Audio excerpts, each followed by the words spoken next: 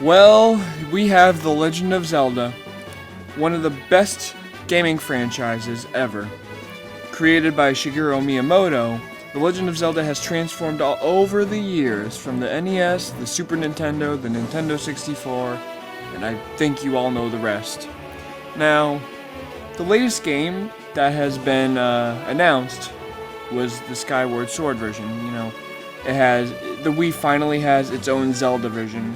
I mean, Twilight Princess was actually a GameCube port, so it wasn't an exclusive. Now the Wii is finally getting its Zelda game that it needs. Except I think it looks a little too bright. When I think of Zelda, I think of all the badass enemies like Ganondorf, Vaati, the Dark King from what's it called, A Link to the Past. And I think of all these dark enemies, and I keep saying to myself, wow, it would be amazing if Nintendo actually made like some sort of M-rated Zelda game, with Link being all badass and the enemies being really dark, like the really darkest story ever. And blood everywhere, slicing everything, it would be totally awesome. But instead they try and make it a little child-friendly. I mean, Twilight Princess was a pretty dark game. It was pretty depressing. The Twilight Zone, Zant was actually pretty badass too. I mean, he was insane, but I'm just asking, like, it would be really good if they would make one like that. I mean, it'd be the most badass game ever. The most badass epic action adventure game ever. I mean, I don't think Zelda counts as an RPG, but anyways, Zelda has always been a great game from Nintendo. I mean, I've never seen them F up. I mean, Twilight Princess was a little too easy, but the game was badass. I loved it. It had a superb soundtrack, awesome graphics, even though they were GameCube graphics. It was just an amazing game. I still play it to this day. Except I haven't really finished it 100%. I could never find all the heart pieces. Now that's a really big challenge about a Zelda game. Finding all the heart pieces. I have no idea where all of them are. The only game I've ever gotten all the heart pieces in was the Wind Waker. And that's it. I mean, Twilight Princess, you have 5 heart pieces that you need to collect before you fill in a real heart.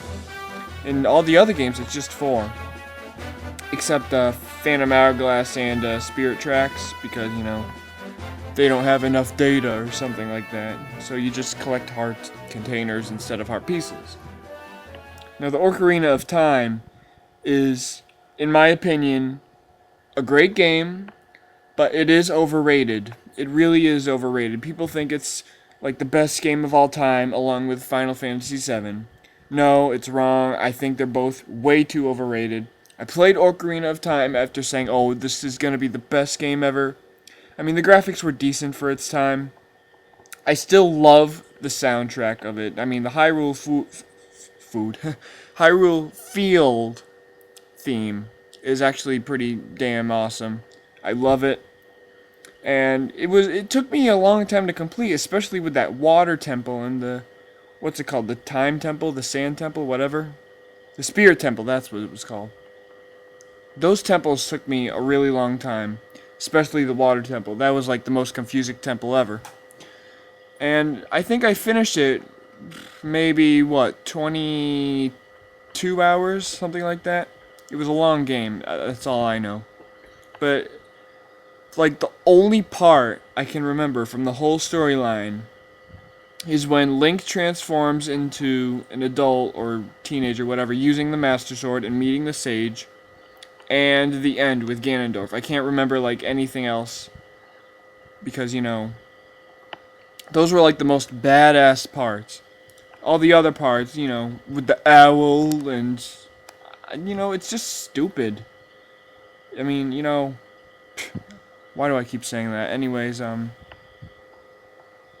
Ocarina of Time, really good game. You should buy it if you have the money. Don't pay $50,000 for it. Just buy it on the Virtual Console on the Wii. And then there's, Majora's Mask? The sequel to Ocarina of Time. I found it to be, you can't find it as good as Ocarina of Time. It was still a really good game. It's not overrated. it's actually pretty underrated, as a matter of fact. I still love the game. I kind of find it a little more addicting than Ocarina of Time because of all the masks and all their different abilities. But the 3-day thing is kind of stupid. I don't want to finish a game in 3 days or, 72 minutes. Except, you can use the Ocarina to slow down time and make it 144 minutes. I think it slows it by a half or something. 2 times, whatever. Another great Zelda game I like. It's actually my favorite Zelda game right now, The Wind Waker. I never get bored of this game, The Wind Waker. I love it in like every way. I do kind of like the graphics, the cartoonish graphics. They're pretty good, and the storyline of it's like the future of Hyrule. It got sunk underwater by Ganondorf. And Link doesn't even know what happened. Like he knows about the legend of the boy that destroyed the giant pig, Ganon, and saved the world. But he doesn't know that he resembles him. Like, I don't know if he is in fact the hero of Time Reborn or not. In the game, I don't think the King of Red Lions says he is. I think he says that he is not the hero of time, yet, like, near the end of the game, you can see the Triforce on his hand, like he was Link from Ocarina of Time, because you could see the Triforce was on his hand, too. But, Ganondorf, obviously he's the same Ganondorf, cruel, dark, harmful, doesn't care about Princess Zelda, he only cares about the Triforce and getting his wish of conquering the world and stuff. But, I'm not going to spoil anything else. Play Wind Waker. It's actually really good. It may not look good, but it's excellent. I mean, it didn't take me as long as Ocarina of Time, but it was a lot more addicting than Ocarina of Time or Majora's Mask.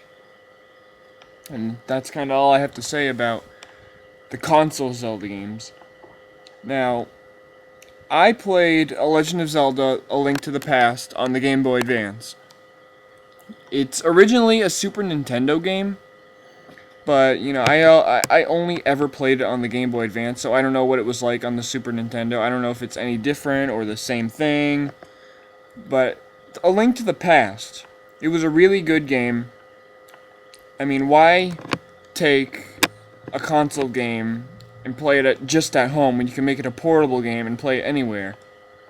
That's the good thing about Super Mario World. It's portable, and you don't exactly have to play it at home. But I don't think the Game Boy Advance is around anymore, so. Anyways, A Link to the Past. I thought the storyline was pretty simple. The kings capture the maidens, you gotta free all the maidens, you get battle Ganon, you save Hyrule. That's pretty much it. It's like the original Zelda for the Nintendo. Super Nintendo. Well, not Super. NES, sorry. There is, like, no storyline besides, you gotta save Zelda, destroy Ganon. That's pretty much it. And I actually played the NES version of The Legend of Zelda, and I found it to be actually a pretty long game for an NES game. I was kind of confused at some points. But I have never played Zelda 2, whatever, Link's Return, whatever it's called. I think that's also for the NES. I've never played it. I heard it has like a 2D perspective instead of like, it's like a side scroller like Mario in some of the places instead of just, walking around freely. I've never played it, but I think I covered all the Zelda games for now, so I guess I should get going then. Alright, that concludes this episode. So, peace out, everybody.